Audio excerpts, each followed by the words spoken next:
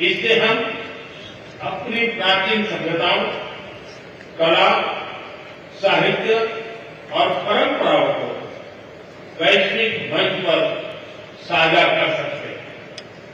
Excellency, आज Bharat reform, perform, transform के मूल मंत्र पर आगे बढ़ रहा है। कोविड हो या वैश्विक आर्थिक अस्थिरता, हमने हर चुनौती को अवसर में बदलने का प्रयास किया। हम लगातार वाइड रेंजिंग रिफॉर्म पर काम कर रहे हैं। इस देश में विकास के साथ साथ अंतर्राष्ट्रीय सहयोग के लिए भी नए अवसर खुल रहे हैं। मैं आप सभी को भारत की विकास यात्रा से जुड़ने के लिए आमंत्रित करता हूं। एक्सेलेंसी, यह खुशी की बात है कि एससीओ भी समय के अनुरूप इवॉल्व हो रहा है। ऑर्गेनाइज्ड क्राइम, ड्रग ट्रैफिकिंग और साइबर सिक्योरिटी जैसे समकालीन चुनौतियों से निपटने के लिए 4 नए केंद्र बनाए जा रहे हैं। हम इस रिफॉर्म ओरिएंटेड माइंडसेट का स्वागत करते हैं। वैश्विक संस्थानों में रिफॉर्म के लिए एससीओ सदस्य आपसी सहयोग बढ़ा सकते हैं। संयुक्त राष्ट्र की 80वीं वर्षगांठ के अवसर पर हम एकमत होकर यूएन रिफॉर्म का आह्वान कर सकते हैं। ग्लोबल साउथ की आकांक्षाओं को आउटडेटेड फ्रेमवर्क में कैद रखना भावी पीढ़ियों के प्रति घोर अन्याय है। नई पीढ़ी के बहुरंगी सपनों को हम पुराने जमाने की ब्लैक एंड व्हाइट स्क्रीन पर नहीं दिखा सकते। स्क्रीन बदलनी ही होगी। एससीओ मल्टीलेटरलिज्म और इंक्लूसिव वर्ल्ड ऑर्डर का मार्गदर्शक बन सकता है।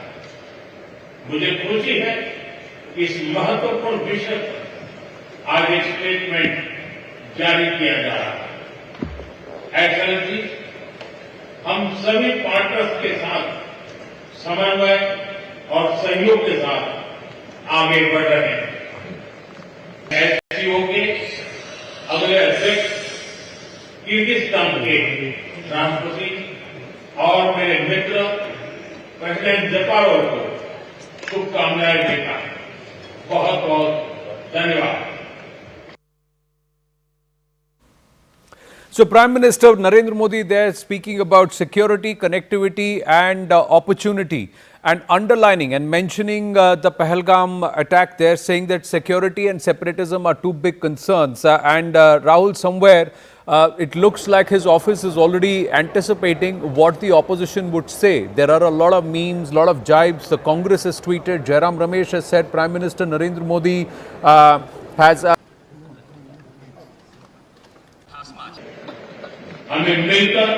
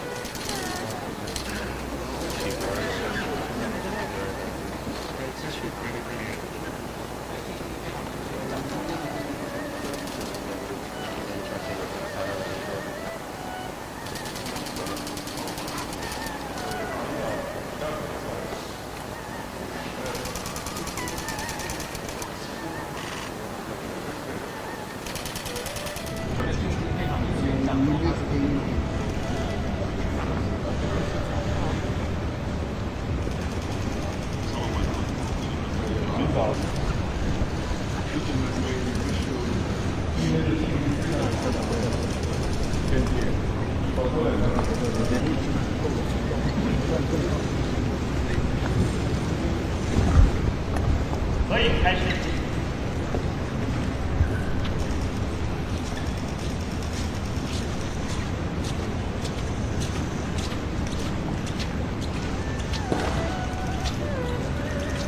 谢谢。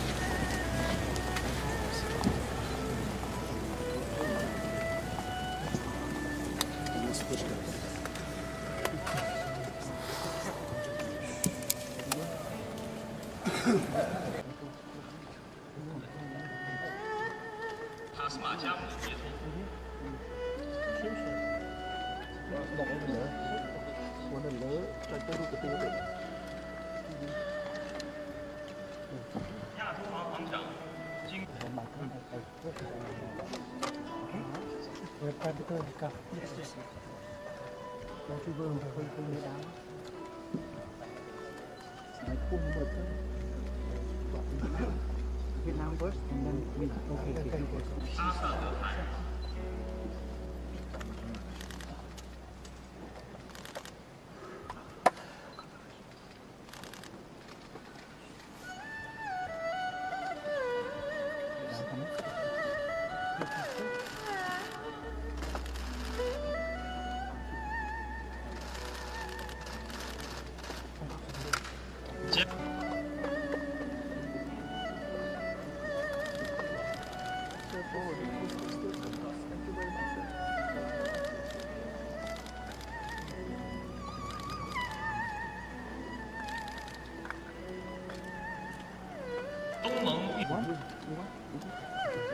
My Prime Minister already.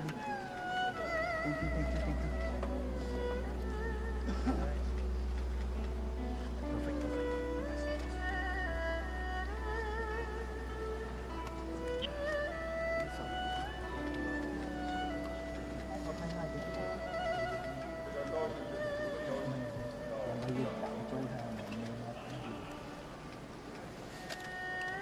局长列别接福。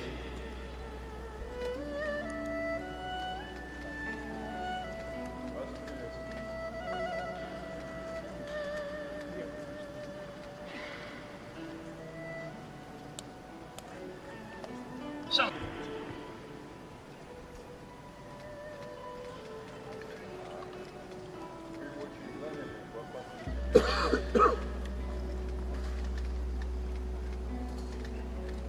舍耶夫。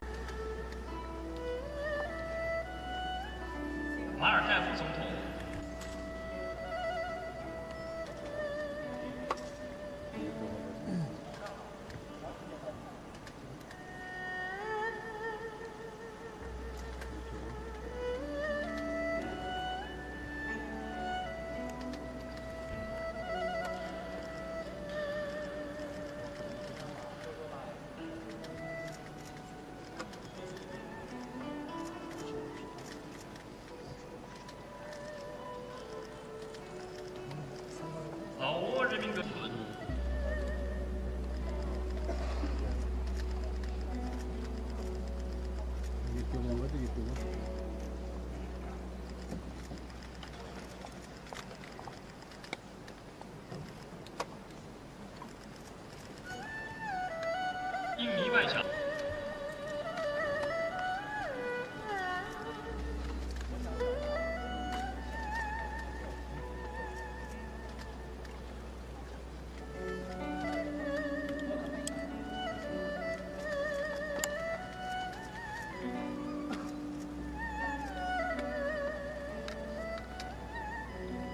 埃及。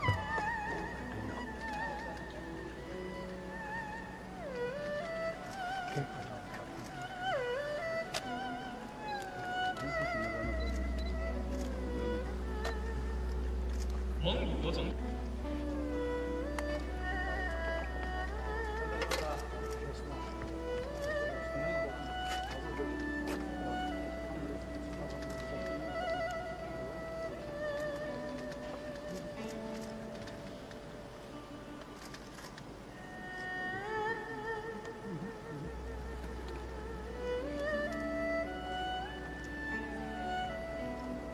吉尔吉斯。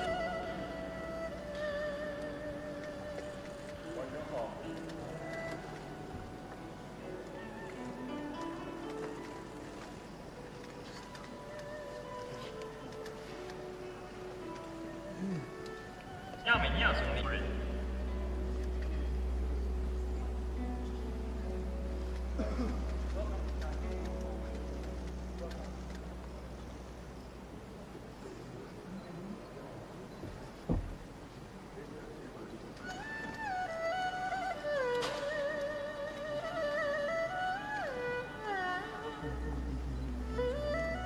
巴里克。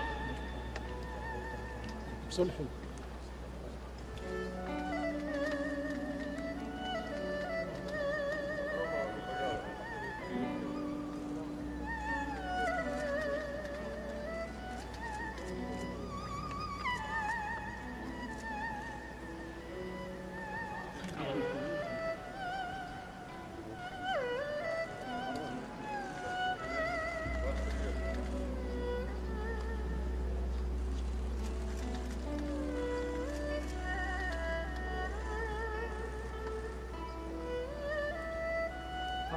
塔吉克斯坦总统。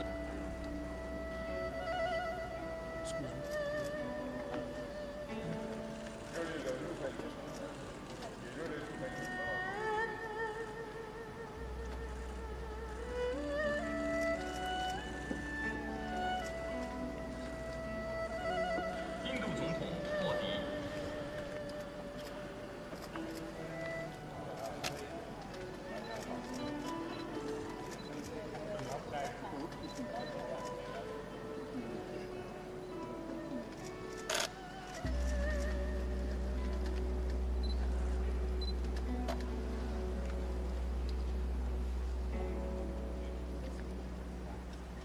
阿塞拜疆夫人。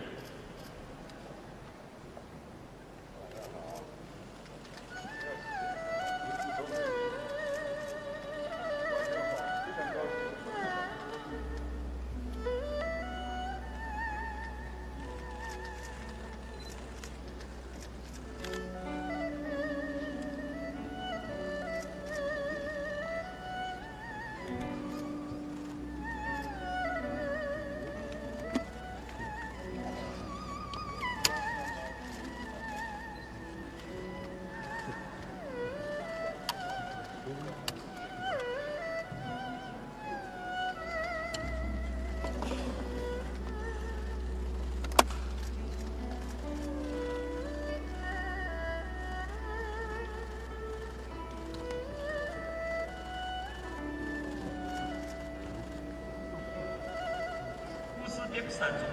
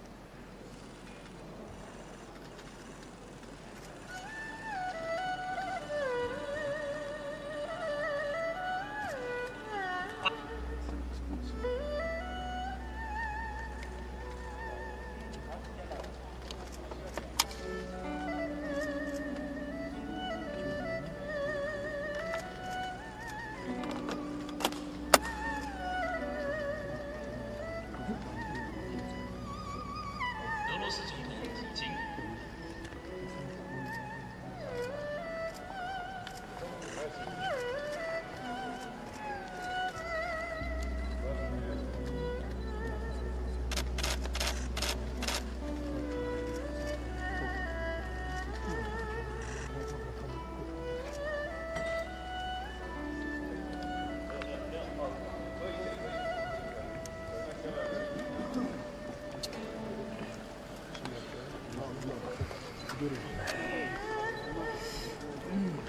Please down. Sorry, sir. Please slow down a little bit.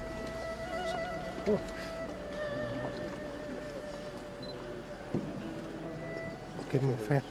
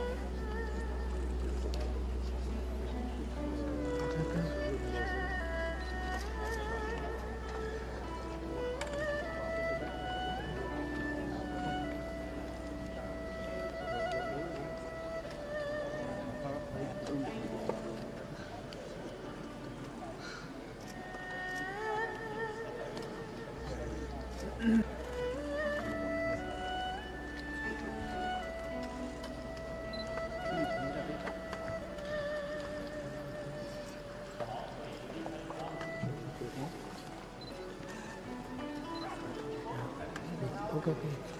Done? Just done. Thank you.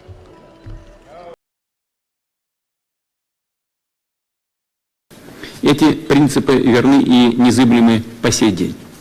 Именно на них выстраивается и деятельность Шанхайской организации сотрудничества, объединяющей единомышленников, приверженных идеям построения справедливого многополярного миропорядка.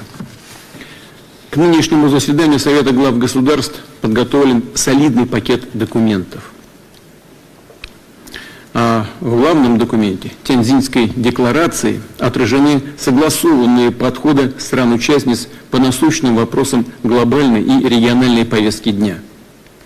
Конечно, отмечу и принимаемую сегодня стратегию развития ШОС до 2035 года, которая предопределяет магистральные направления деятельности Шанхайской организации в политике, экономике, безопасности, гуманитарной сфере. Темпы развития сотрудничества в рамках ШОС действительно впечатляют. Например, средний прирост валового внутреннего продукта стран-членов в прошлом году составил более 5%, промышленного производства 4,6%. Поступательно растет и встречная торговля. Все это выше мировых показателей. Во взаиморасчетах все шире используются национальные валюты. Мы выступаем за выпуск совместных облигаций государств-членов, за создание в ШОС собственной платежно-расчетной и депозитарной инфраструктуры, за формирование банка совместных инвестиционных проектов. Все это позволит повысить эффективность наших экономических обменов, обезопасить их от колебаний внешней конъюнктуры. В рамках ШОС последовательно выстраивается разветвленная и конкурентоспособная транспортная инфраструктура. Растут объемы автомобильных, железнодорожных и мультимодальных перевозок. Налажено тесное таможенное взаимодействие. Активно внедряется электронный документооборот. полным ходом реализуется одобренная нами в прошлом году стратегия энергетического сотрудничества до 2030 года.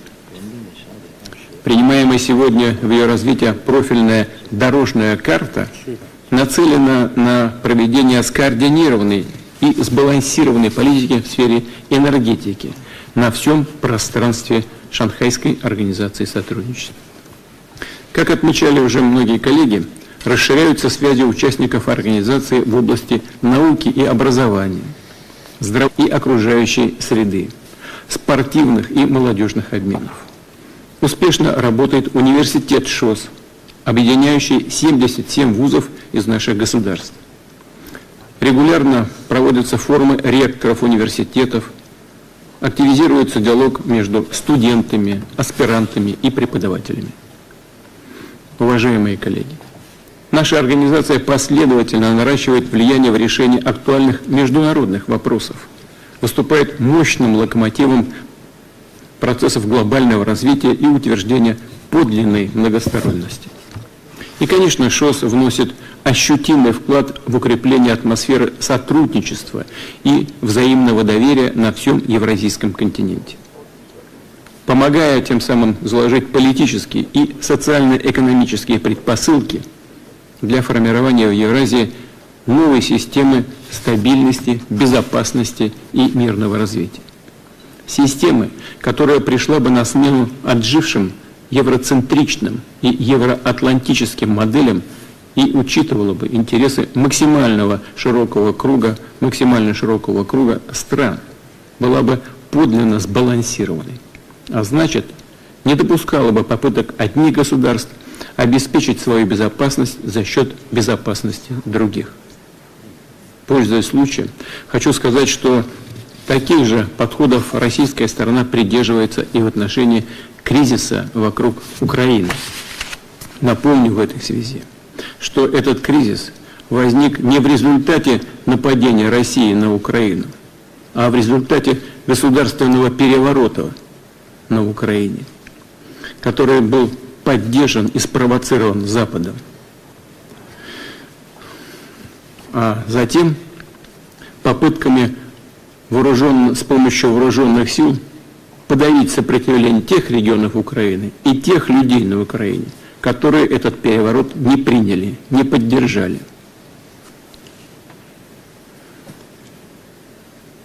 И вторая причина кризиса заключается в постоянных попытках Запада втянуть Украину в НАТО, что, как мы многократно подчеркивали и говорили, причем на протяжении многих лет, представляет прямую угрозу безопасности России. Кстати, в результате государственного переворота на Украине в 2014 году было устранено то политическое руководство страны, которое не поддерживало вступление Украины в Североатлантический блок, в НАТО. В этой связи мы широко ценим усилия и предложения Китая, Индии, других наших стратегических партнеров, призванные содействовать урегулированию украинского кризиса. Отмечу, что понимание, достигнутое на недавней российско-американской встрече в Верхах на Аляске, надеюсь, также идут в этом направлении, открывая дорогу к миру на Украине.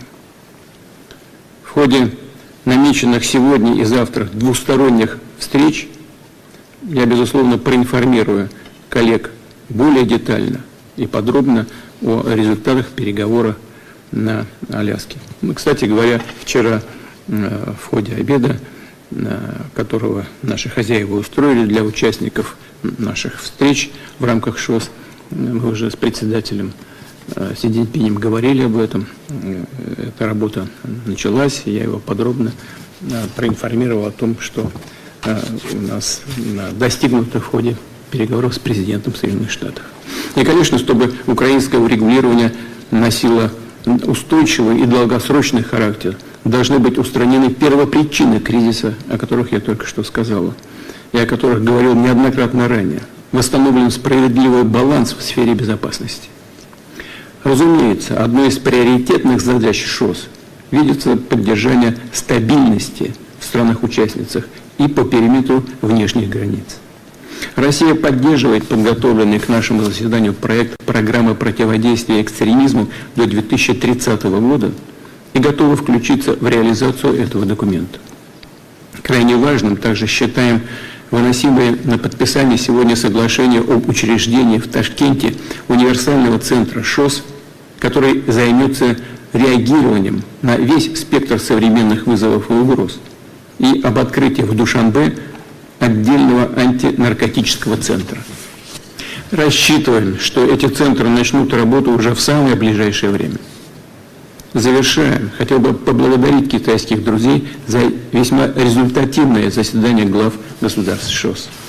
Уверен, что вопросы выполнения достигнутых здесь, в Тяньцзине, договоренностей будут предметно рассмотрены на заседании Совета глав правительств ШОС, которое, как условлено, пройдет в ноябре в Москве.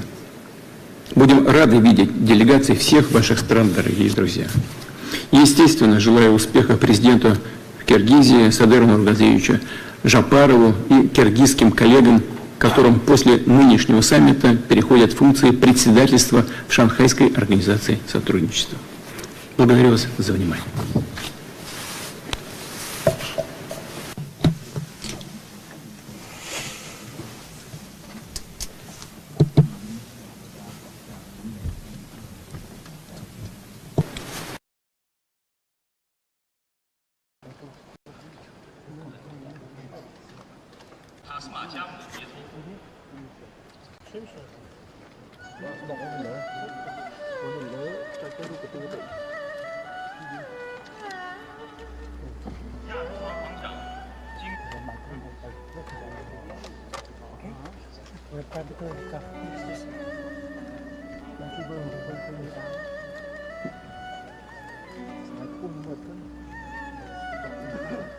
Vietnam first, and then we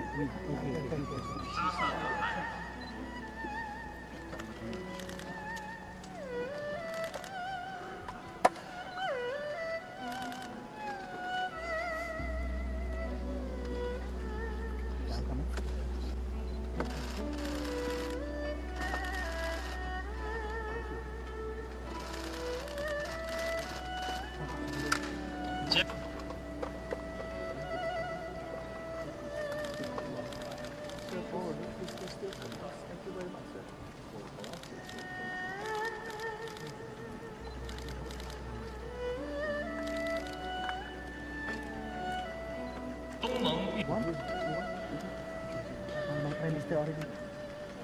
Thank you, thank you, thank you.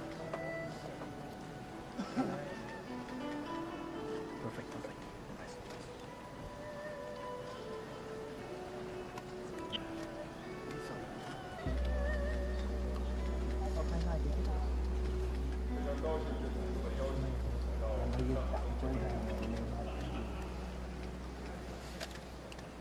队长列别接福。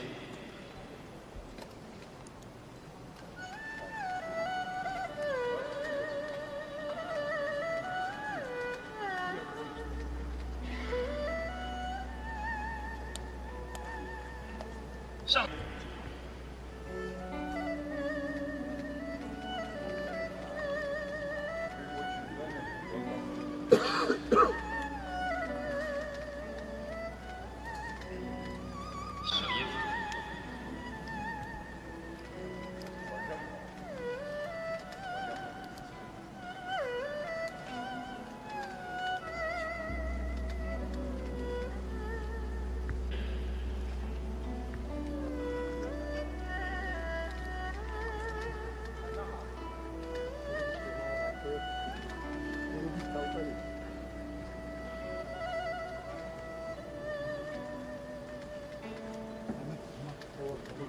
舍耶夫。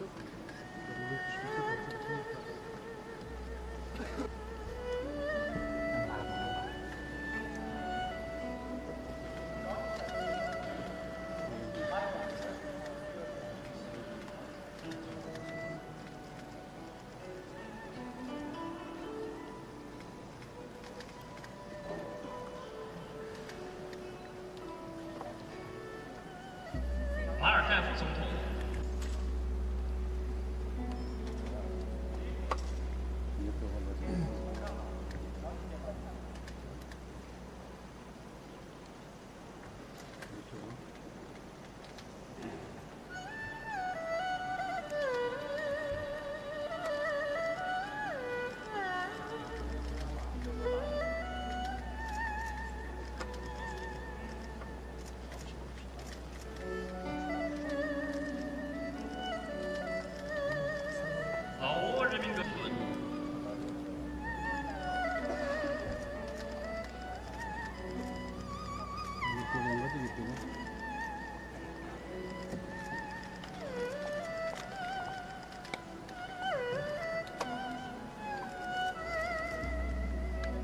印尼外相。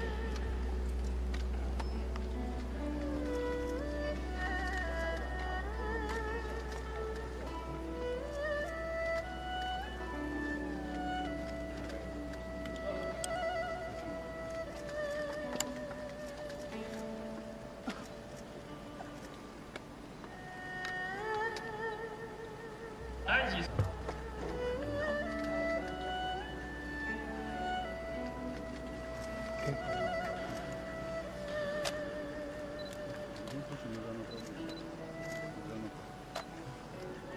蒙古国总统。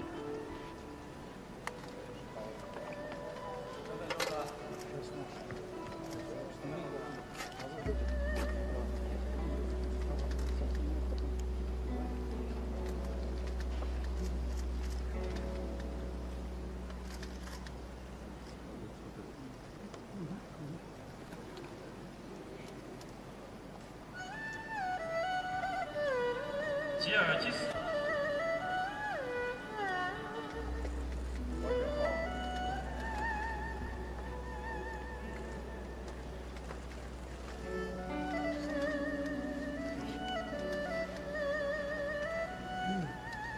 亚美尼亚总理夫人。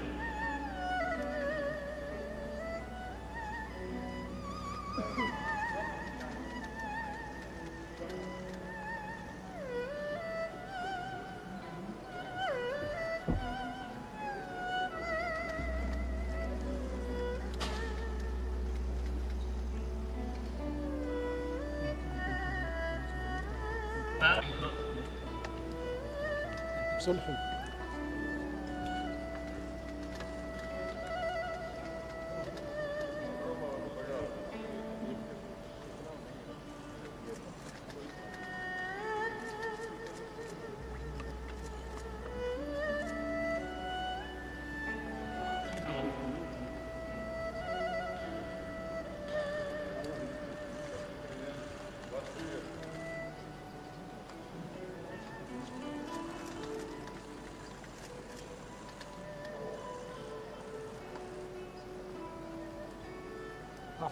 塔吉克斯坦总统。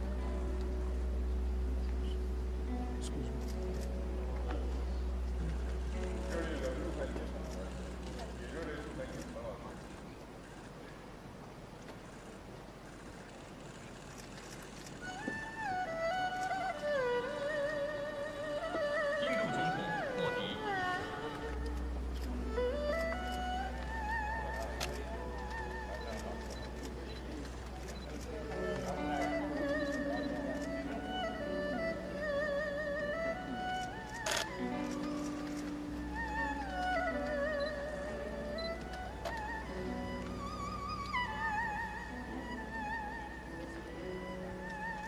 阿塞拜疆夫人。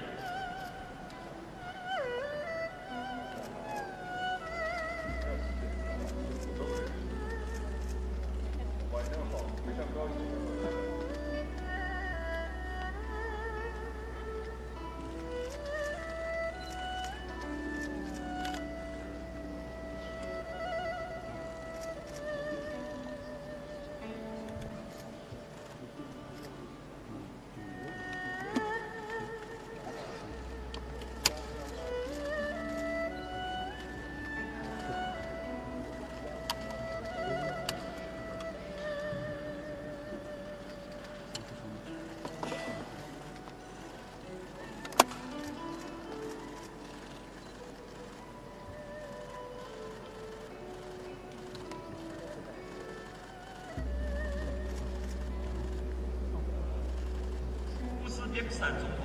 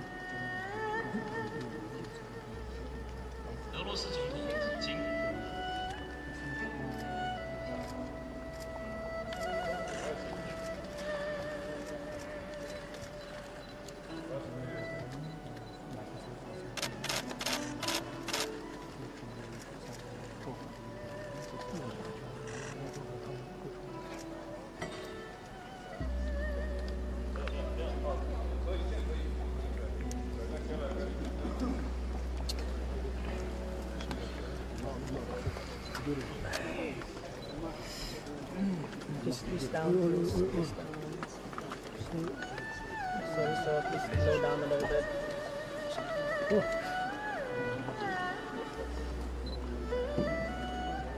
Give me a fair.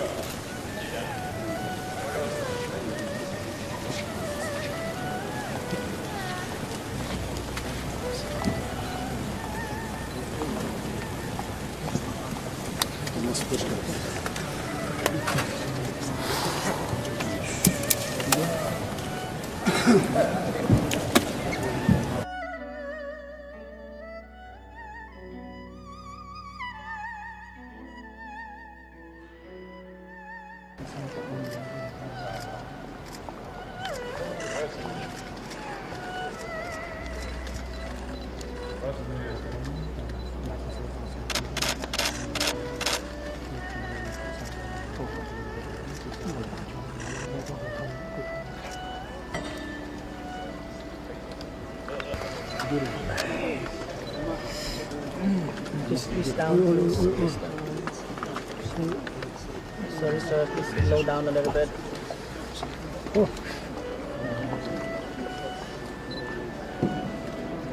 It's getting more fat.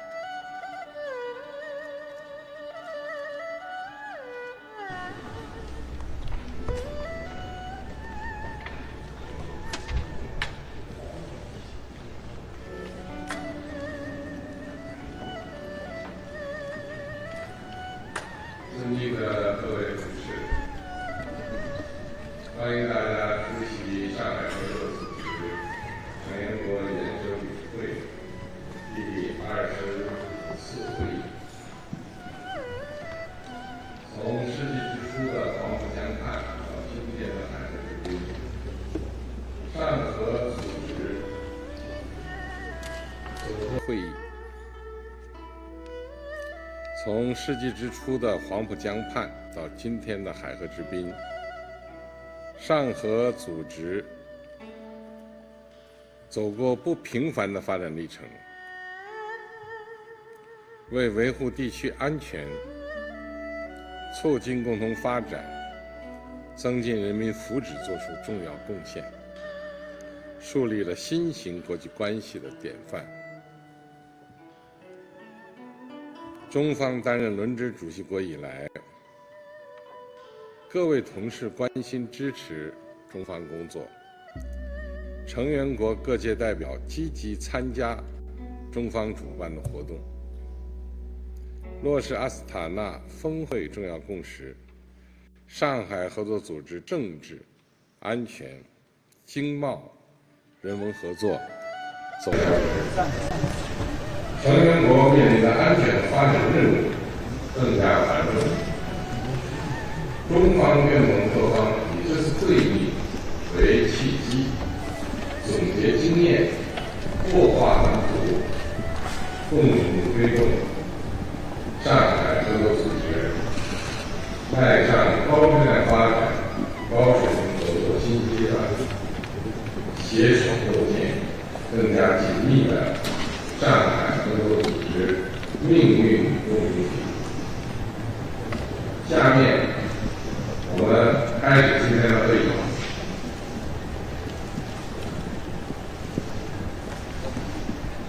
请记得非常的。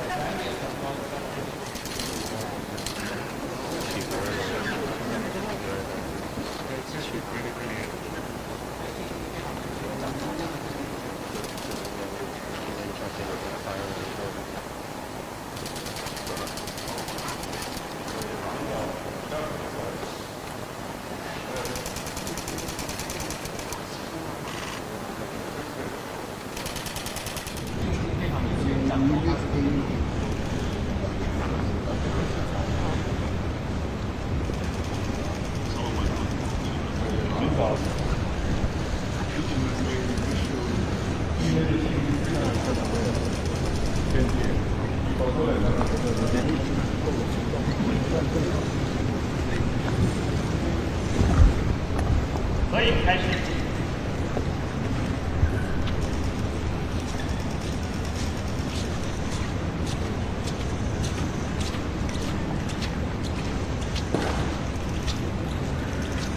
谢谢。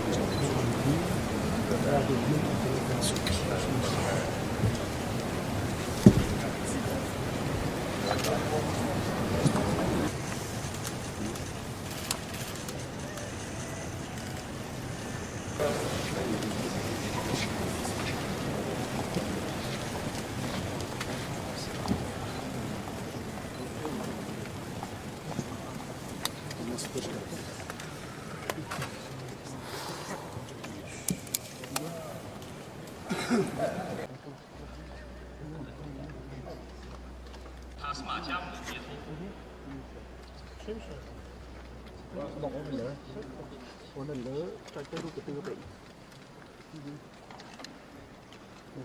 亚投行行长经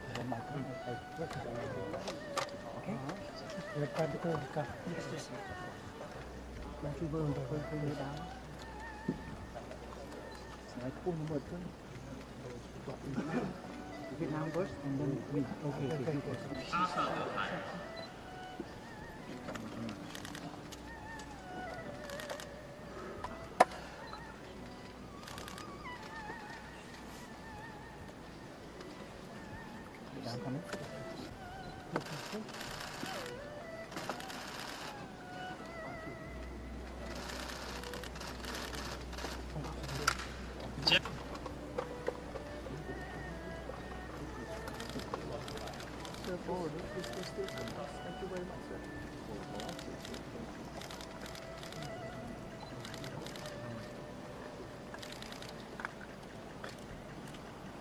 东盟 My prime minister already. Thank you.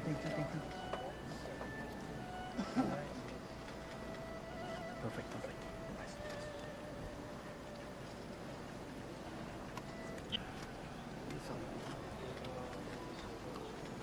Hãy subscribe cho kênh Ghiền Mì Gõ để không bỏ lỡ 部长列别接福。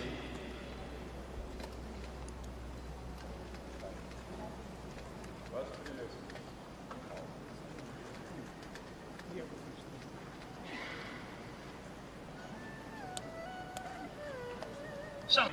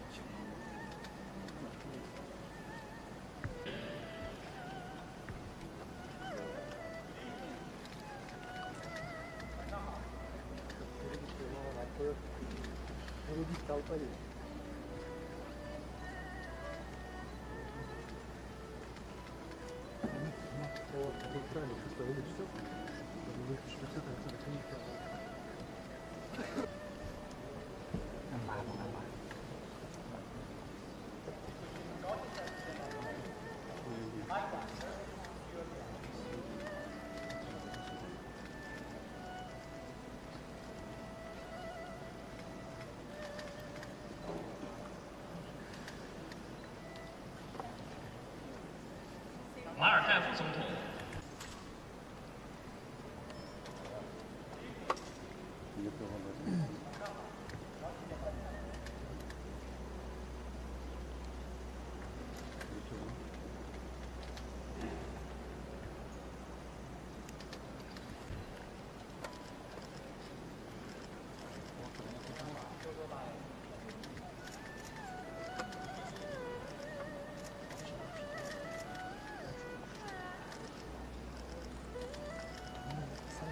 老挝人民革命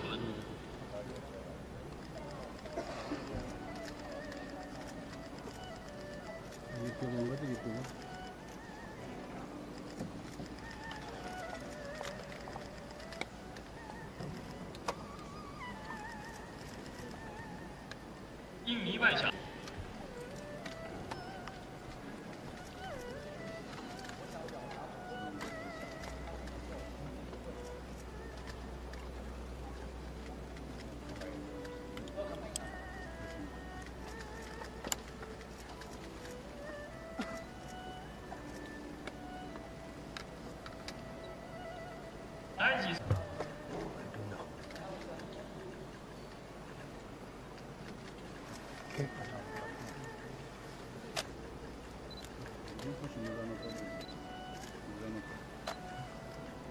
蒙古国总统。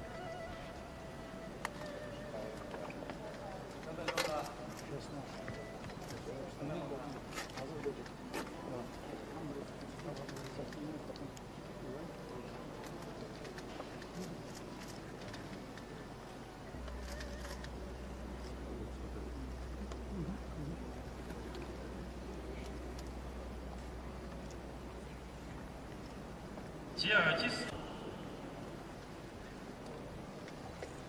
晚上好。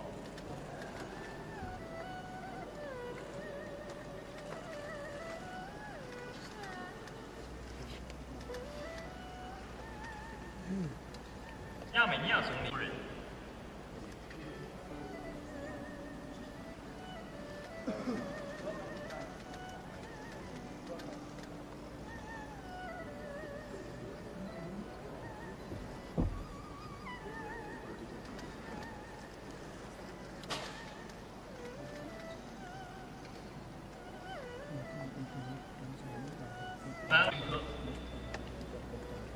صلحي.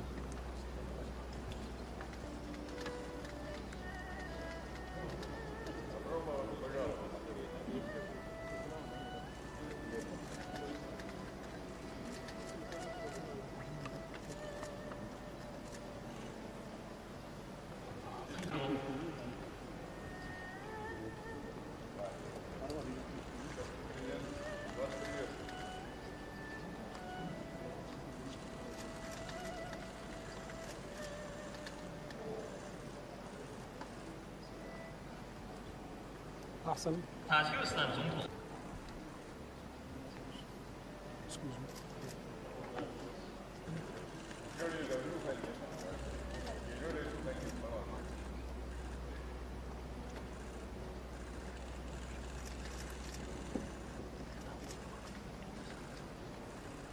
印度总统莫迪。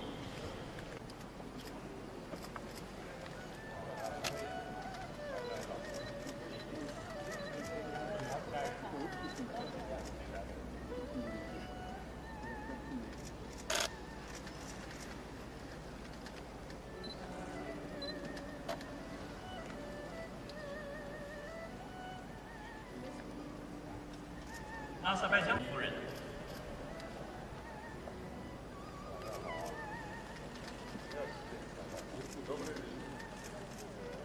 晚上好，非常高兴能够见到你。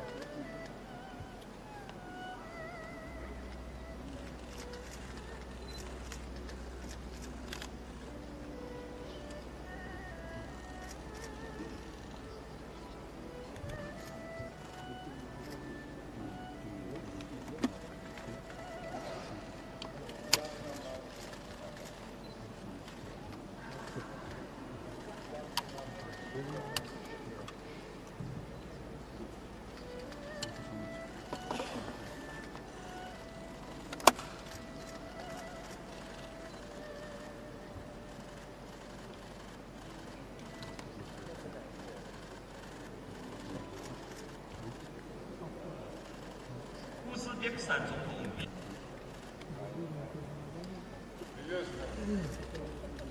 热烈祝贺你，非常高兴见到你，王老师。Вас приветствую.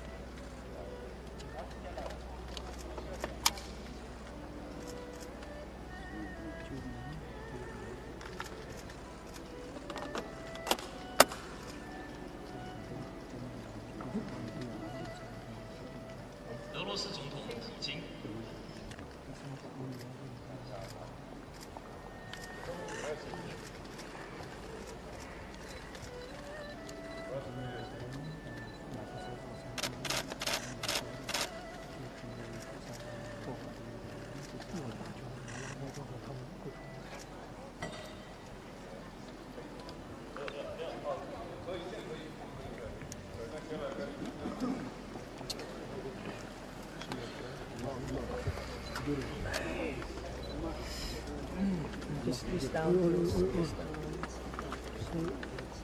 Sorry, sir. Please slow down a little bit.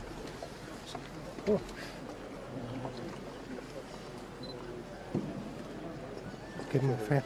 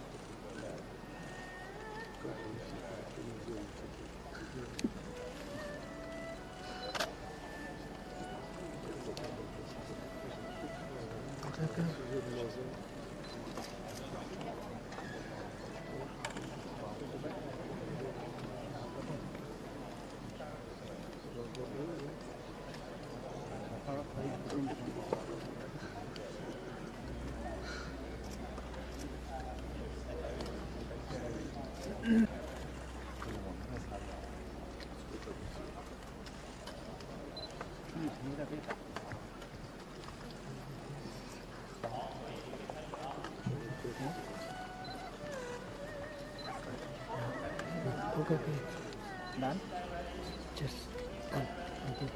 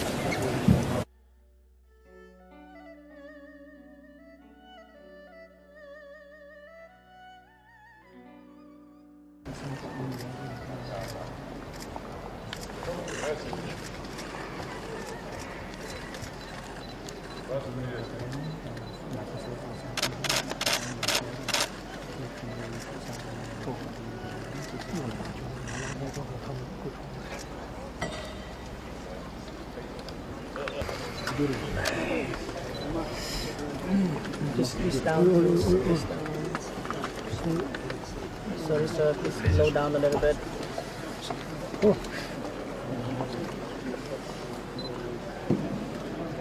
It's getting fat.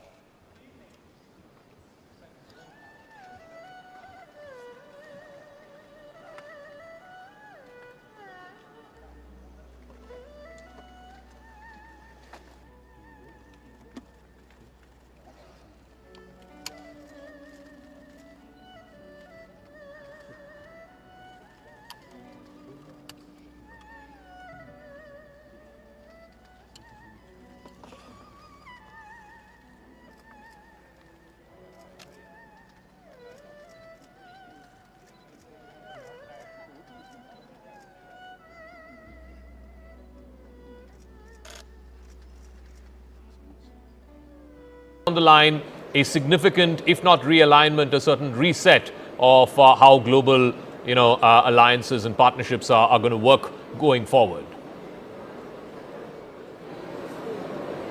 Well, it is optics for sure, Zaka, and very powerful optics. But optics are used as an important tool in diplomacy, as a way to send a message. I mean, you could not have, you did not see these smiles and handshakes between Prime Minister Modi and President Xi Jinping, say, 2 years back.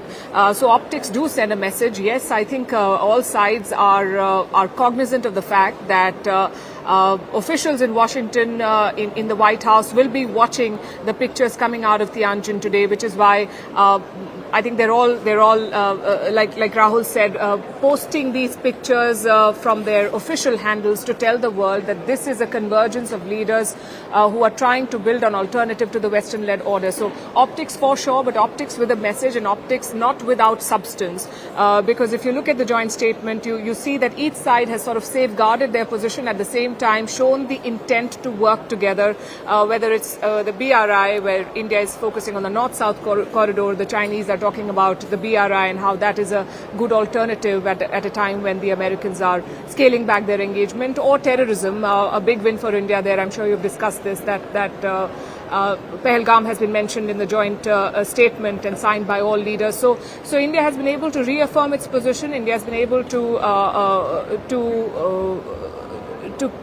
keep its interests intact here, at the same time shown a willingness to work with others. And that is a message for sure for Washington. I want to get one more question to both of you before we go to our guests, and I'll start with Palki.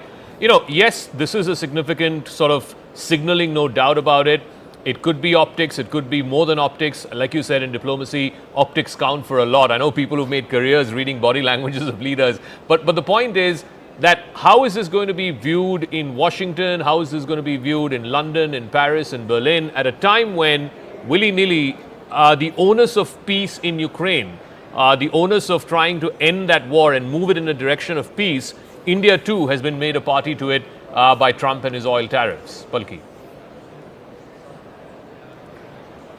I think Washington should see this as a moment to reflect on its actions, on how what was meant to bring them leverage, the tariffs and the sanctions, has sort of backfired with all of these countries coming together. India would not have probably gone this far. If you look at the joint statement, Zaka, India has joined others to condemn Israel and the US in their strikes on Iran, and that is not the kind of language that India would have probably used in the past. It has said that we need to look at the Palestinian cause and we need to look at the Iranians, but words do matter again. So I think India has also shown its displeasure very clearly, very subtly, and sometimes not so subtly. And Washington would be watching this. We are seeing the frustration in the statements of Peter Navarro, which are plunging into absurdity now, talking about the caste issue in India and so on and so forth. So that shows that they've not been able to sort of read the room well, and now the frustration is building up. I wonder how Donald Trump is going to respond to this, whether we'll see posts on Truth Social. He has been very vocal in his opposition to the BRI, saying he's going to punish all those countries, but he's not really said much about the SCO. Maybe he does not know enough about this group, or he does not see it as a threat yet.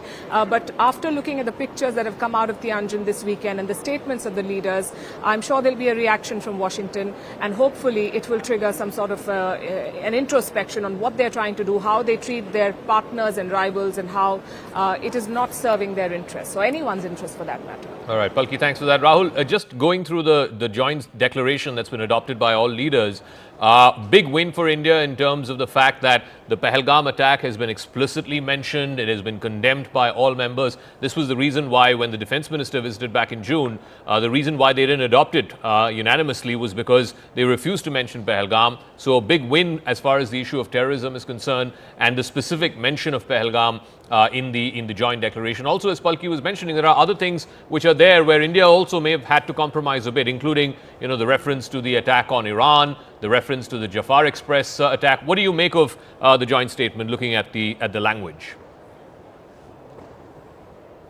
I think it's a very important document, because we do tend to forget that the Chinese have made quite an effort in Tianjin to accommodate India. Now, if you just go by the optics once again, you saw Shehbaz Sharif cutting a very lonesome figure, forlorn figure, as he looked on as the triad came together. Now, there are other countries like Turkey, etc., that have helped Pakistan in the recent past, especially militarily. All of them would have been chafing at the messaging that has gone out with regards to specific reference to Pahalgam. All of them will see themselves as culpable in some way or the other to build Pakistan's capacity to be this agent or agent provocateur of terror in this particular region, specifically against India. So there's a larger message going out from Tianjin that, look, I think we need to start putting the past behind us. one of our affirmative principles is to ensure regional security and, very importantly, ensure against anyone impinging on the territorial sovereignty and integrity of the other country. So a beginning is being made. I just want to add a caveat. Yes, there has been a condemnation of Pahalgam, but has there been action on terror? There is also another statement about terror financing. India is very keen to build consensus globally through the FATF to bring back a sanctions regime on Pakistan. And if somehow or the other we can incorporate major consensus on this issue, we might see progress. So that is another end outcome. But as ends go, we need to define those ends. We need to realize those, actualize those ends. Those ends need to be actualized for this statement to actually begin to assume a more substantive, less symbolic, more substantive, actualized form. That's the test. Whether the Chinese will help India go out to the United Nations to sanction terrorists, etc., that'll be the actual test. Let's see if these countries walk the talk. It certainly is. The proof of the pudding is in the eating. Let's see if that plays out the way India is hoping and has been, campaigning for and lobbying for a number of years. Now, Rahul, we'll come back to you as and when that bilateral meeting begins. We were expecting that to happen at around 9:45 India time. It's been an hour and a half, so it's been delayed. But you could see the images of this is where the meeting is going to happen between President Putin and Prime Minister Modi. It's an important, very, very consequential bilateral meeting, not least because Trump and his policies have really sort of tied India in to becoming a stakeholder, if you will, in getting peace in Ukraine. He has basically said that until India puts pressure on Russia, people like Navarro even going to the extent of saying that it's Modi's war. And the statement that he made overnight, which has now gone viral this morning here in India, saying that Brahmins are profiting, it's not just, inaccurate, factually wrong, it is absolutely insulting. And it is, in a way, poking your finger in the internal affairs of India. Such a person has no business talking about what's going on in India. And even as a slight, even as an insult, that is something that is extremely, extremely gravely offensive, no doubt about it. So the picture on your left of Prime Minister and President Putin sharing a car ride to the venue where the bilateral will happen. And in the bilateral, once the cameras go away, there will be substantive conversations on what is President Putin's vision, what is his timeline as far as getting peace in Ukraine is concerned, because willy-nilly, like I said, the secondary tariffs, the oil tariffs that have been imposed in India are linked to Russia moving towards a path of peace in Ukraine, whether we like it or not. You could call it unfair, and that's what the MEA has said. It's unfair, it's unjustified, it's unreasonable, all of which is true. But at the same time, it is also a reality that India needs to get rid of the oil tariffs. All right, these are the pictures of both the leaders entering the car. You can see a Russian journalist there shooting this, and in the background you can see both the leaders walking together, President Putin offering the car ride, and then Prime Minister Modi hopping in to President Putin's cavalcade, and then both of them riding off to the venue where the bilateral will happen. I want to now open this up to our guests. Anil Trigonath is a former diplomat. Lieutenant General S.L. Narasimhan is joining us, former member of the National Security Advisory Board, and here in our studios, former General Officer Commanding of the 15 Corps, Lieutenant General D.P. Pandey is here in our studios. Ambassador Trigonath, I'll start with you. I asked this to my colleagues in Tianjin as well, that look, optics do matter in diplomacy. Pictures speak 1,000 words, more so in your profession, in your world. How will these pictures be viewed? Are they being seen as a fundamental reset of ties in this part of the world between Russia, India and China, or are they just being consumed for the optics that are emanating from Tianjin? Will they be viewed in Washington, in London, in Berlin, etc., as a significant reset of ties, or merely just diplomatic optics that happen on the sidelines of a summit? Well, thank you, Zaka. In fact, as far as Russia and India are concerned, or President Putin and Prime Minister Modi are concerned, this is no optics. This is very clearly a very substantive, powerful, strategic partnership, which has been in display all along, not from now alone.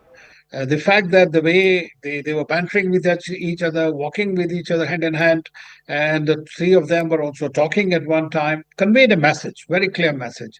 And this is not the first time that President Putin and Prime Minister Modi are traveling together. If you remember, during Prime Minister Modi's visit to Sochi, even though it was a short visit, President Putin drove him personally around in the car for nearly and spent about 10.5 hours with Prime Minister Modi. So they share a very tremendous understanding and bond and mutual respect for each other, which is what was on display here.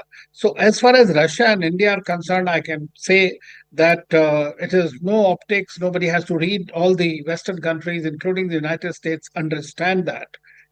Even Trump himself wants to be very pally with Putin, as we have seen it in Alaska and elsewhere. So it is not that this is going to really cause them any star. However, the relationship which is improving now between India and China, that is something that will naturally bring about concern there in that case. And all three getting together, not in a bloc formation, which has, of course, been very clearly conveyed in the statement also, declaration that was issued, that this is not a bloc. So this is something that is being said here, and that is very important because India does not believe in blocs or anything anti-West or something like that. These are passing phases in every history. We have a passing phase in the US relationship. But I personally feel that what happened between India and the US is actually should be a great eye-opening for us. That dependence on the United States is totally unreliable and can be untrustworthy. They have been always trying to undermine our strategic interests very often, even though saying something different, because we know about what China is. We know about others. But with the United States, if you thought that democracy and also that has all been, so I think it's come as a blessing in disguise. And Peter Navarro type of people are actually cementing that perception. And that is so let me ask, there might be impediments, General Pandey is here in our studio, there might be impediments and limits, let's say, not impediments, but more limits to the coming together of Russia, India, China. But for now, given the context of the, really troublesome times that we're having with the United States, particularly with the Trump administration, when you have leaders of three big countries meeting like this, there is shared bonhomie, there is a degree of conviviality between the three of them. It may not amount to much. It's optics, no doubt about it, but optics do matter in diplomacy. How and why do you think this is important? I must accept one point that Prime Minister Modi since the time, last about a decade and all, his approach to engage with foreign leaders has been warm, effusive. He's stepped across. He's changed the paradigm of how leaders engage with other leaders. So that is one thing which he has done. But the response which comes out, like the similar response was there in the first Trump 1.0. But this time, post-Operation Sindoor, something has flipped. And unfortunate that Trump has lost the narrative with India. And what is happening, I'll just keep it aside. But this optics is something very significant because two top leaders of the world today are traveling in the same vehicle in a third country. Right? It makes a huge impact. And look at the contradictions. The contradictions are, on one side, that Trump and his the sidekicks are calling for India as perpetuating or feeding into the Russian-Ukraine war. Whereas Russia and Ukraine are having a different voice and chatter on the subject. Zelensky has spoken to Prime Minister Modi at least 3 times, and just prior to his arrival here, he's had a long conversation to urge him to possibly allow for peace to prevail. So, and the release of this information which has come about, the diesel going out to Ukraine is another major message. So you look at the whole thing that today Putin in his message, he is the only person, possibly leader, who's used the SCO platform to make a conversation about possibly America on this subject, that he's talking of the country should not interfere into security of other countries and such like statement. So I think he's complimented India and China for trying to resolve the conflict proactively. So these are contradictions which are happening. I guess somewhere the Trump administration needs to actually have a hard look that where are they going wrong. And this SCO meeting was decided long time back. Correct. But the kind of effort this time Chinese have gone through in last about 3 to 4 months to ensure that Prime Minister Modi comes and attends this thing, and the coverage which has come about into the newspapers. In fact, the only bilateral which has been talked about, there have been multiple bilateral of Xi with other countries, this thing. The photographs and the conversations have come out in the front page of this thing. So I think this is one of the rare times where the countries are proactively engaging India to come about. But the sensible posturing which the country has done today is that there are no negative comments, only symbolic messaging which is going out.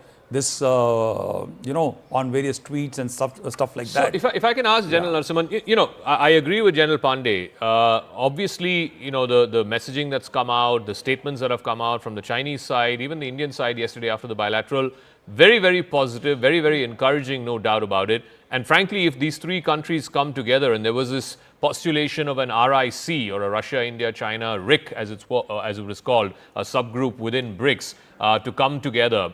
If that were to actually happen, it will be a significant, groundbreaking shift in diplomacy. But at the end of the day, General Narasimhan, there are inherent contradictions also, and inherent, limits to how far India and China can come together, how far India and Russia can come together.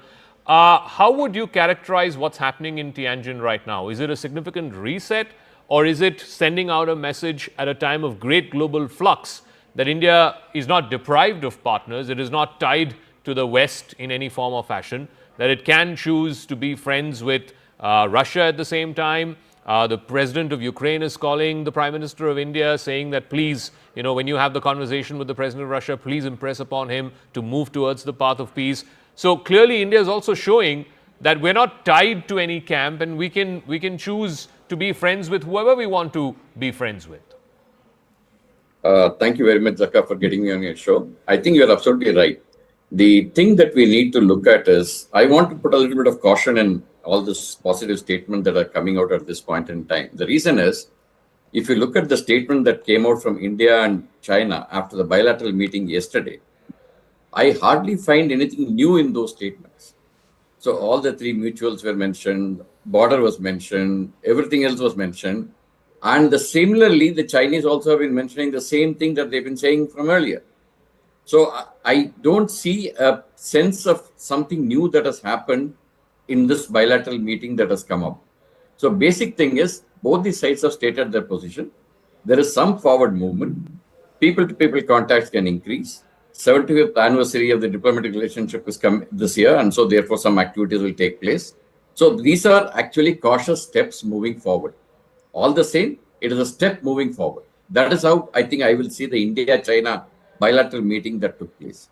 I've not been able to read the joint statement as yet, but one of the headlines that is coming up is that SCO has been able to condemn the terrorism as a subject. Yeah. Which actually was indicated when Mr. Wang Yi came here, and if you look at the foreign ministry statement immediately after that, they had mentioned that Mr. Jaishankar has raised this in a strong manner with Mr. Wang Yi, and Mr. Wang Yi had accepted that it should be condemned in all forms of terrorism. So I think that is a move forward. Coming to this photographs and all which are coming up of all the three leaders coming up, etc.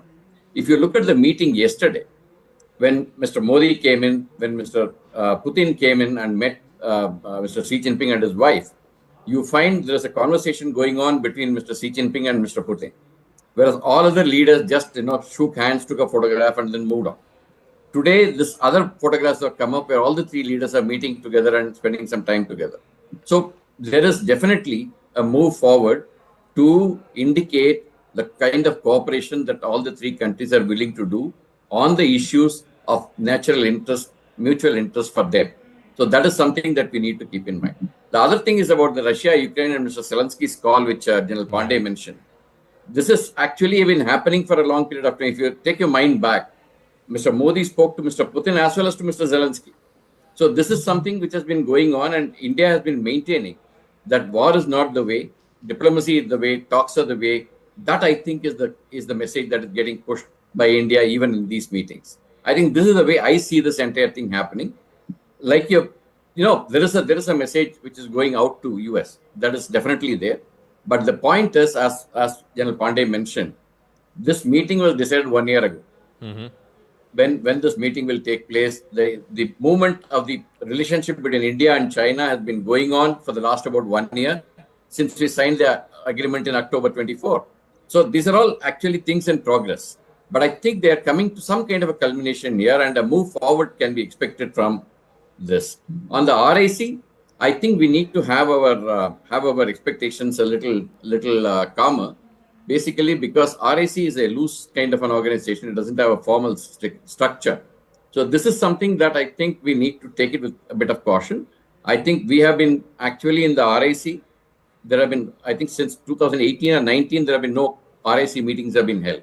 Yeah. So there have been efforts to restart this process. So that process we'll have to wait and watch as to how this progresses. No, for China, Ambassador Trigonath, this would be a big coup, because China is very clear in its head about its foreign policy that if there is any great power competition that is going on in the world right now, it is with the United States. It's between China and the United States. They already have Russia sort of in their corner. India, they always considered to be in the American corner. They were very wary about things like Quad, etc. And now, given what India and the US are going through over the last 3-4 months because of the tariffs, the extremely almost hostile statements that are coming out of various aides in the White House, the likes of Bessent and Navarro and so on, they would be happy to sort of price out India from the US camp. And even if India is a neutral party, which is not, either in the US camp or in the Chinese camp, the Chinese would consider that to be a bit of a coup. Ambassador Trigonath. Well, I don't think so that they will consider it a coup. They definitely have been also wanting, let's say both policies of India and China, in my view, are very similar in many ways. One is China wants to keep some kind of a peace for about 20 years so that it is able to displace the United States from being number one. And India wants to have these 20 years of peaceful times to become the developed country by 2047. Yeah. So similar policies. So basically, both are attempting to have some kind of a peace and tranquility. The Chinese misadventure has failed and flopped, and therefore they have decided that there is no point continuing on that path of friction. And this is what happened in Kazan eventually.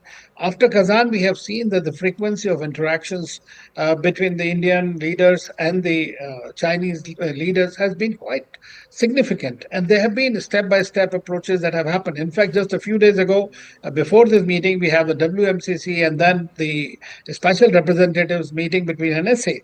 Now, at that time, it was very clearly institutional mechanisms have been outlined to deal with the border issue, how we are going to resolve it, how we are going to solve it, which are the kind of experts group will meet. So, which has been halted for a very long time now. So this is something I believe is definitely a desire. Secondly, both of them understand that Trump is an aberration in the US politics. So it is not that India is going to just jump over with happiness towards China or not. We will have to be very vigilant now. Chinese have shown their teeth. The Americans have shown their teeth. So now we have to see how we are going to grit along these kind of equations that are going to emerge. Okay. I'm going to take a break. When I come back, I'll come to General Pandey as well as General Narasimhan. We did see some significant statements. For the first time, for example, in yesterday's statement after the bilateral meeting, both sides referred to India and China as partners, not rivals. I thought that was a significant statement. But at the end of the day, as my colleague Rahul Shivshankar was saying a moment ago, the proof of the pudding is in the eating. So you've had the first step, which is disengagement at the border. But what about the next two steps? De-escalation and eventually de-induction. You still have 50,000 troops on either side of the line of actual control. That is not a normal relationship. You need the armies to go back to their barracks, as it were pre-2020, pre-Galwan. Do we have a roadmap for that? Do we have some concrete details in that direction? Or is this situation going to continue beyond the flowery language that we saw in the joint statement as well as in the SCO declaration that was adopted this morning? I want to take a quick break, but when we come back, we'll get both the generals and their thoughts on that.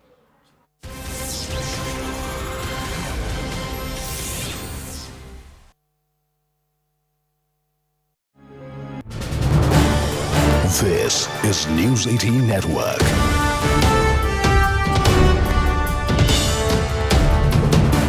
India's largest news network.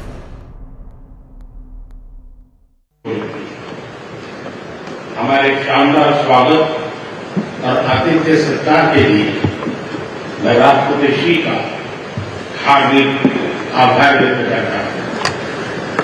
आज Uzbekistan का independence day है।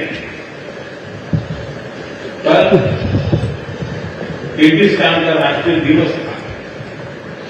इस अवसर पर मैं दोनों leaders को बधाई और शुभकामनाएं देता हूं।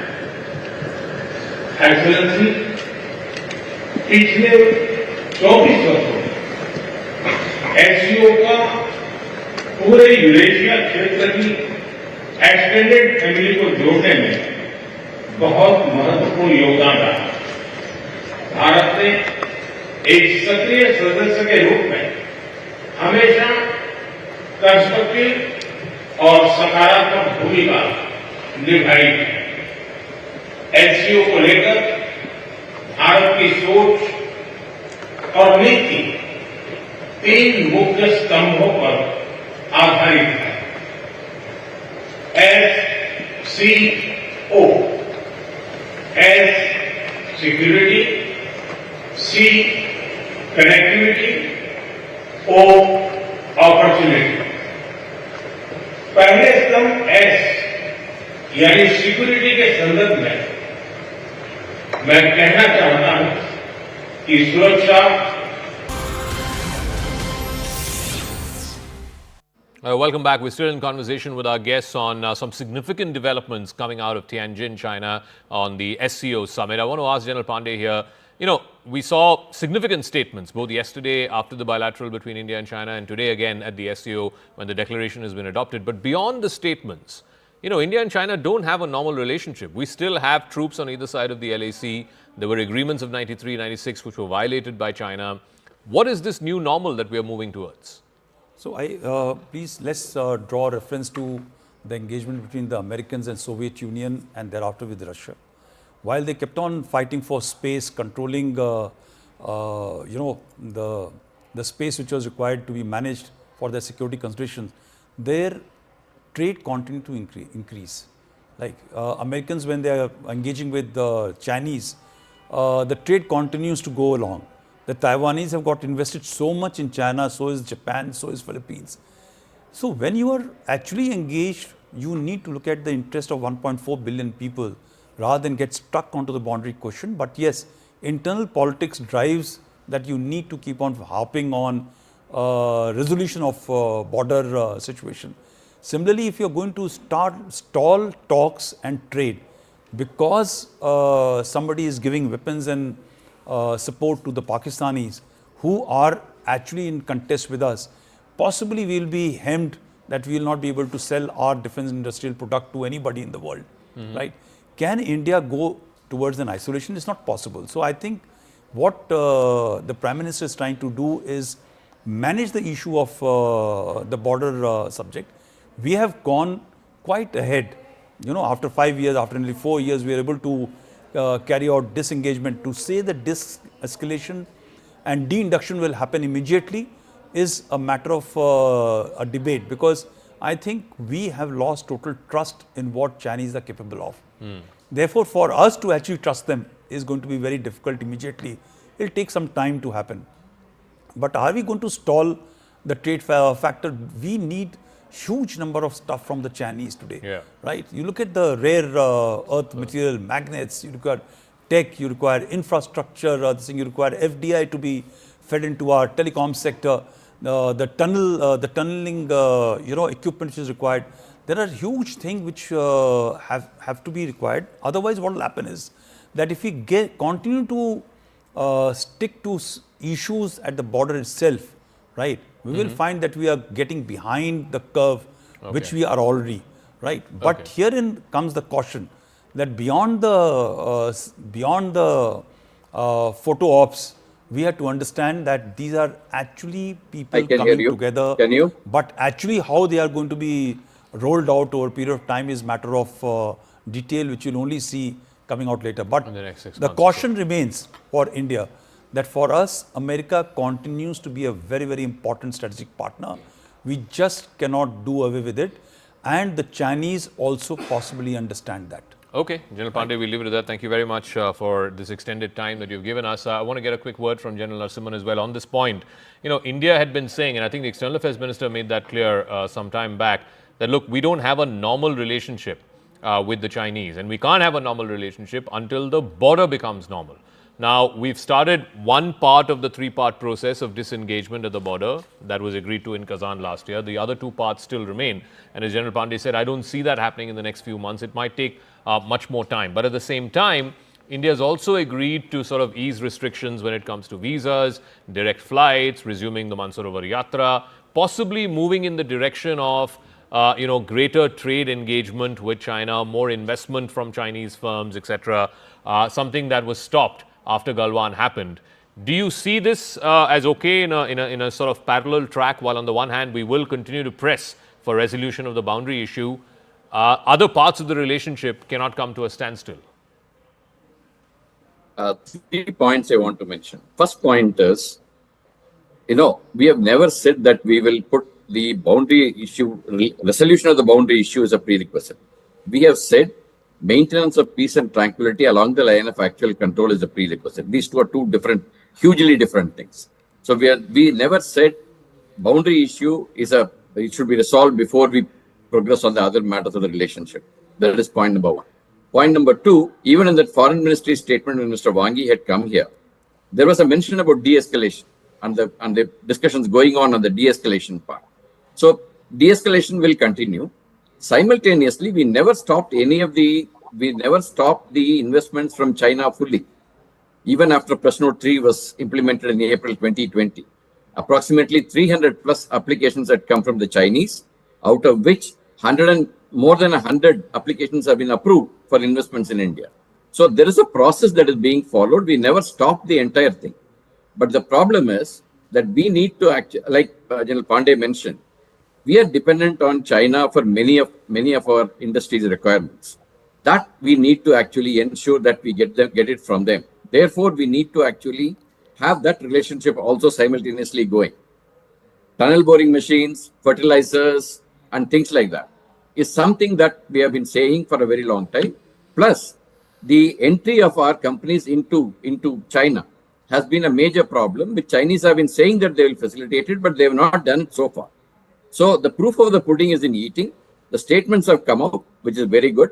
Ultimately, we will have to wait and watch as to how they translate on ground. That is extremely very important. Okay. In any case, we are not making the resolution of the boundary question as a prerequisite. It is the peace and tranquility along the line of actual control that is a prerequisite. And to that extent, I mean, to be fair to both sides, after Galwan in the last 5 years, no shots have been fired. Since certainly, post-June of 2020, no shots have been fired. So there is a degree of peace and tranquility. But is it normalcy? No, it is not. We'll take a break. And when we come back, I want to take this forward because, look, what the pictures coming out of Tianjin will be viewed very, very closely in Washington, in Berlin, in London, in Paris, at a time when everyone is trying to move the needle towards a certain degree of peace in Ukraine. The Ukrainians want it. The Americans want it. That's why President Trump had the summit in Alaska with President Putin. President Putin has his own calculations as to the pace at which he wants to move towards peace and what are the conditions that need to be met before the peace agreement can be signed. And India, willy-nilly, whether we like it or not, President Trump, because of his unjustified and unreasonable oil tariffs, has made India a stakeholder in ensuring that there is a degree of peace between Russia and Ukraine. We'll talk about that on the other side as we await this bilateral meeting between President Putin and Prime Minister Modi, which was due to begin at 9:45. It's been delayed by almost 2 hours now. We'll take a quick break. When we come back, hopefully we'll have first pictures and first details of that bilateral meeting between the two leaders.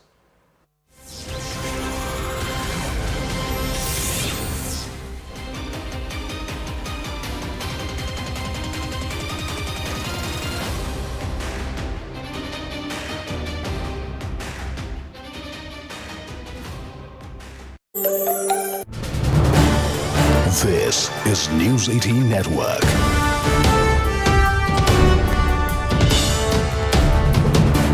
India's largest news network.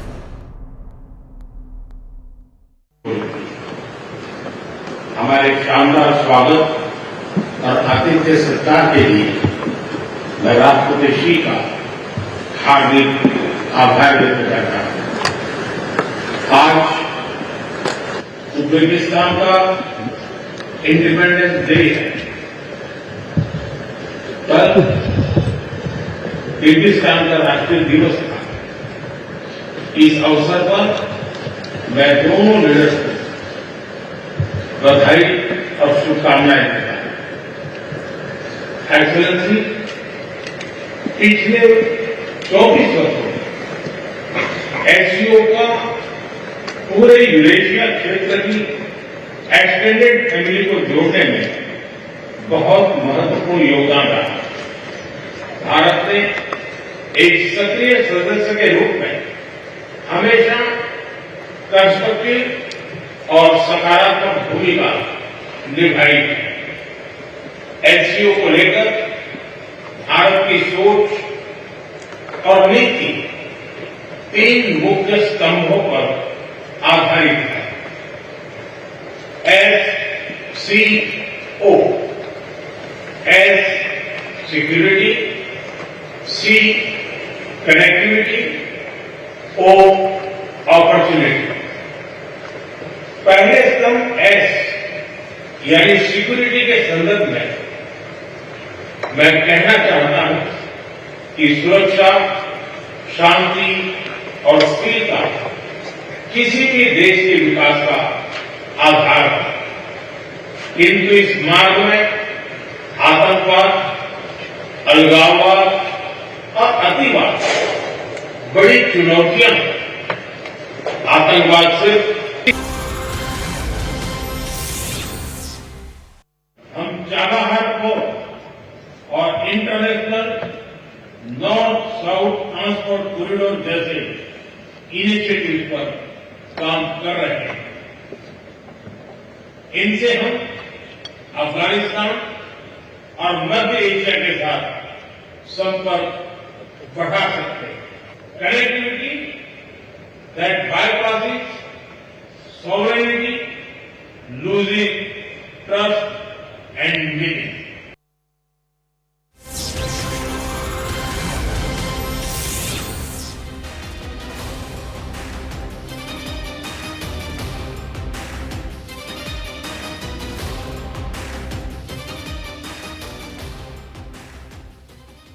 Brought to you. This is News 18 Network.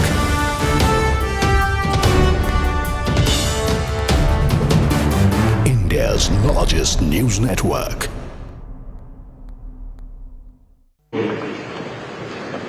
हमारे शानदार स्वागत और आतिथ्य सत्कार के लिए मैं राष्ट्रपति शी का हार्दिक आभार व्यक्त करता हूं। आज उज्बेकिस्तान का इंडिपेंडेंस डे है। कल किर्गिस्तान का राष्ट्रीय दिवस था। इस अवसर पर मैं दोनों लीडर्स को बधाई और शुभकामनाएं देता हूं। एक्सेलेंसी, पिछले 24 वर्षों में SCO का पूरे यूरेशिया क्षेत्र की एक्सटेंडेड फैमिली को जोड़ने में बहुत महत्वपूर्ण योगदान रहा। भारत ने एक सक्रिय सदस्य के रूप में हमेशा कंस्ट्रक्टिव और सकारात्मक भूमिका निभाई है। SCO को लेकर भारत की सोच और नीति 3 मुख्य स्तंभों पर आधारित है। SCO, S security, C connectivity, O opportunity. पहले स्तंभ S यानी सिक्योरिटी के संदर्भ में मैं कहना चाहता हूं कि सुरक्षा, शांति और स्थिरता किसी भी देश के विकास का आधार है।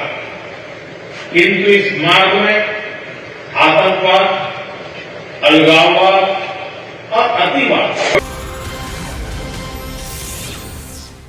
Welcome back to our continuing coverage of the big SCO summit in Tianjin. The SCO countries have unanimously adopted a declaration which condemns the Pahalgam attack of April 22nd. But the images from this morning, Prime Minister Modi, President Putin of Russia, walking past other leaders on the stage, including Pakistani Prime Minister Shehbaz Sharif, and then reach the end of the stage where the three of them, that is Prime Minister Modi, these images matter in diplomacy because this will be viewed, may I say, with a great degree of trepidation and suspicion in Washington, in London, in Berlin, at a time when stopping the Russia-Ukraine war and finding peace in Ukraine has become a top priority. Certainly for the West, it has become for the Trump administration. So if India wants to escape the tyranny of those secondary tariffs at least, no one's talking about the first set of 25% reciprocal tariffs, but certainly the second set of oil tariffs, if it wants to escape the tyranny of that and the unjustified and unjustifiable nature of it, then it's also in India's interest that there is a degree of peace in Ukraine. I want to go back to General Narasimhan.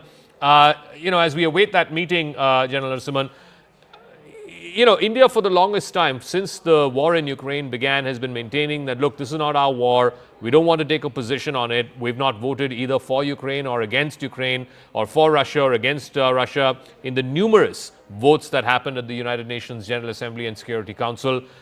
In fact, India's external issues or otherwise, this relationship has been going.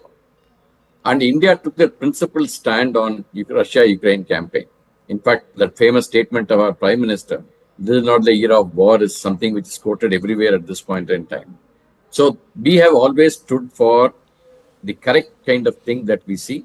And we also actually condemned Russia for the action that they took place in Sumy some time back, where the humanitarian Ukraine campaign.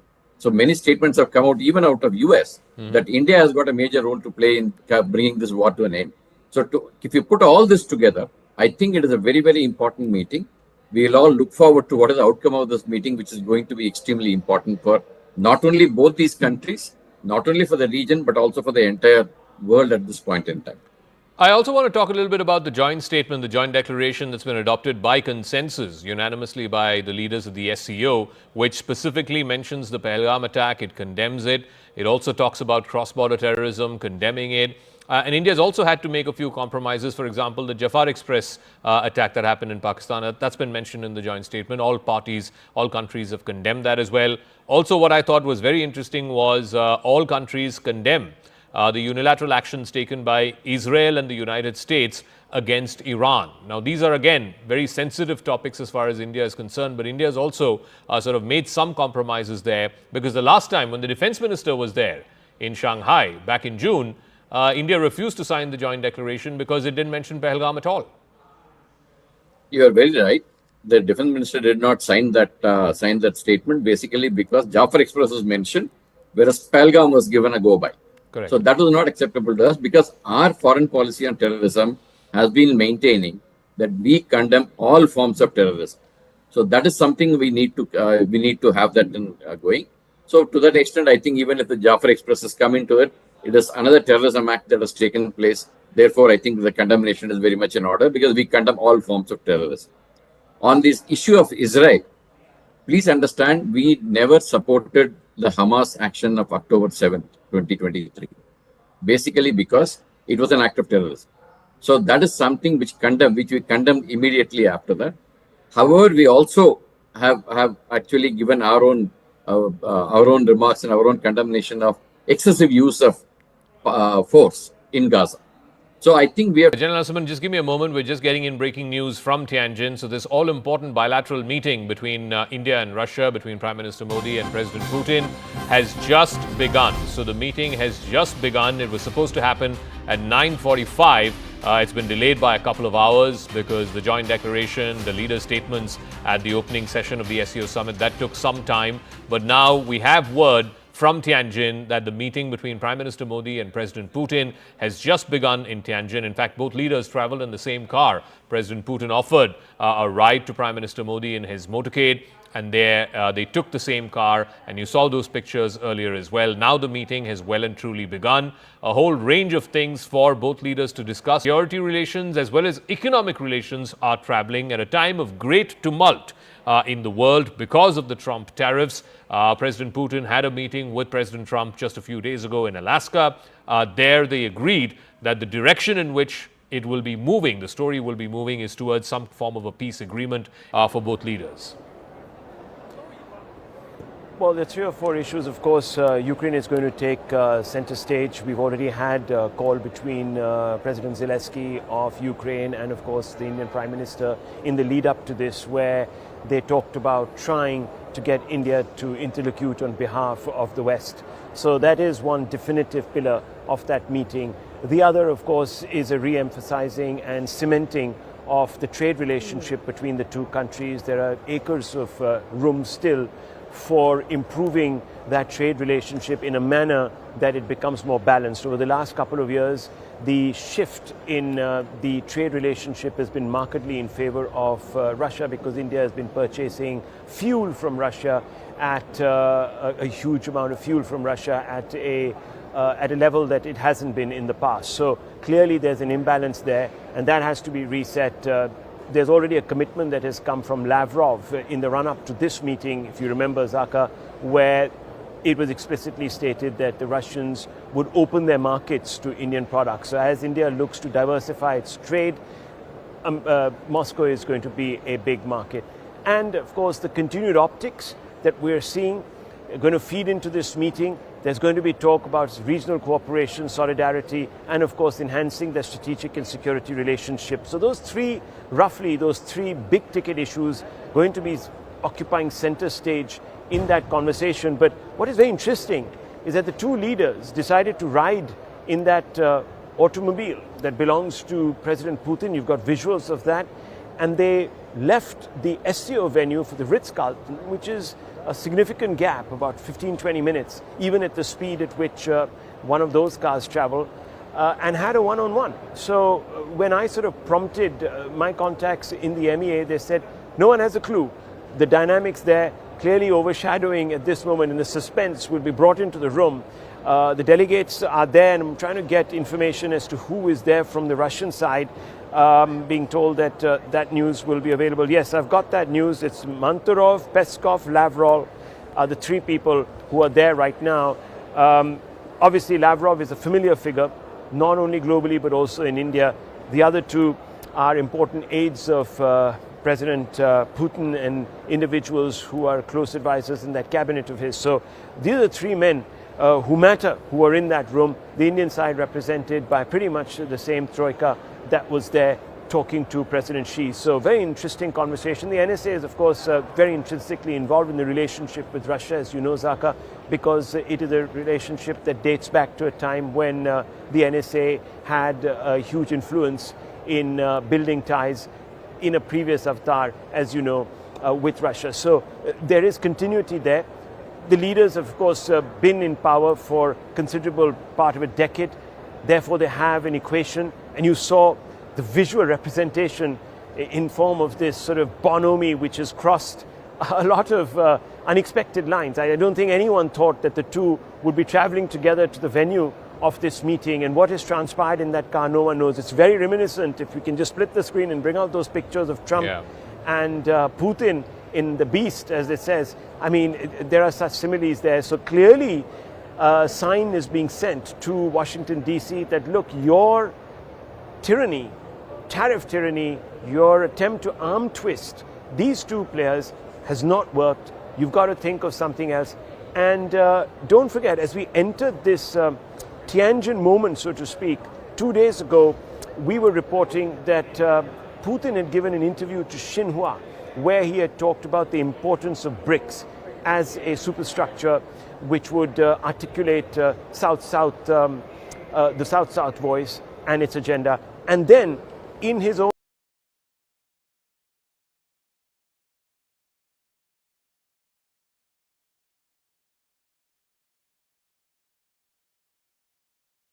Rahul, just give me a moment. We have the live pictures larger now architecture of the talks of the meeting that has just begun. You can see the Prime Minister making his opening comments, President Putin making his opening comments. We're showing this full frame now. The meeting has just begun. We have the first pictures. I'm not sure we have the audio on this. If we do, I think we should play up the audio.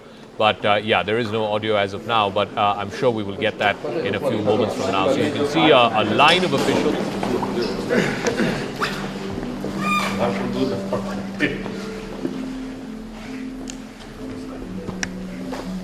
Спасибо. Спасибо, друзья. Thank you. Thank you.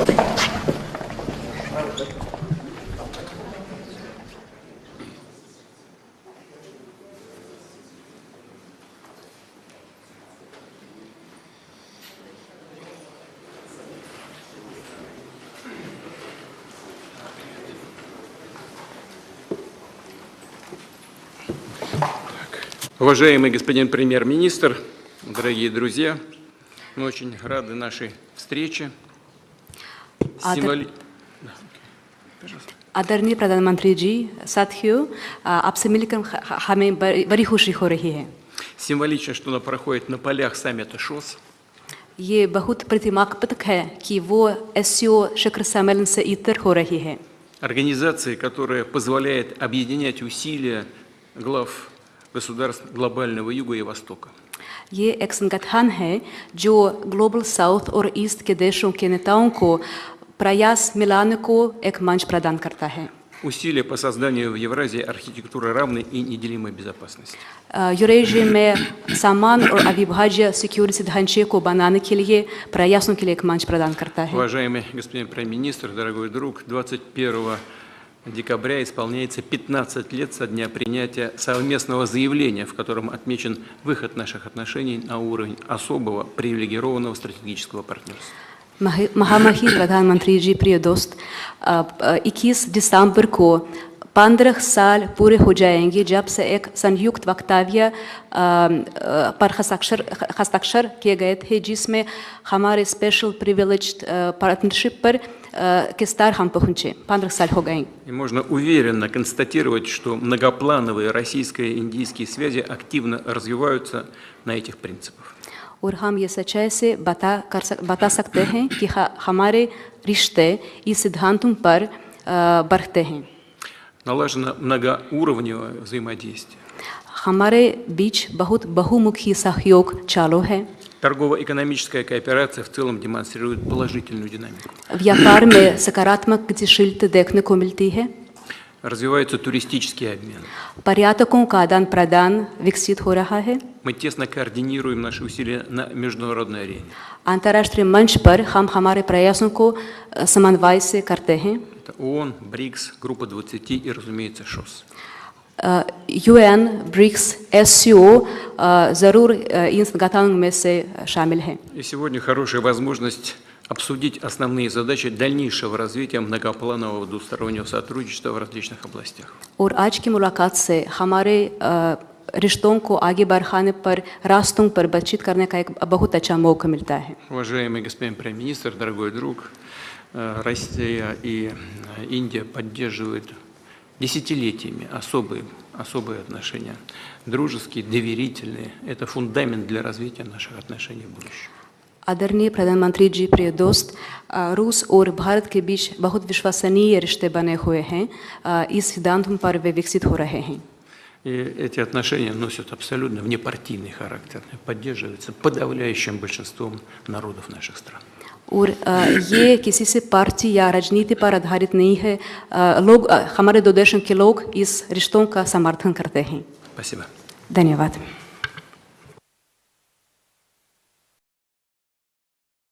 आपसे मिलकर बहुत खुशी हो रही है और मैं हमेशा अनुभव करता हूँ कि आपको मिलना मतलब एक यादगार मीटिंग भी होती है, बहुत सी चीज़ों की जानकारियों का आदान प्रदान करने का अवसर मिलता है।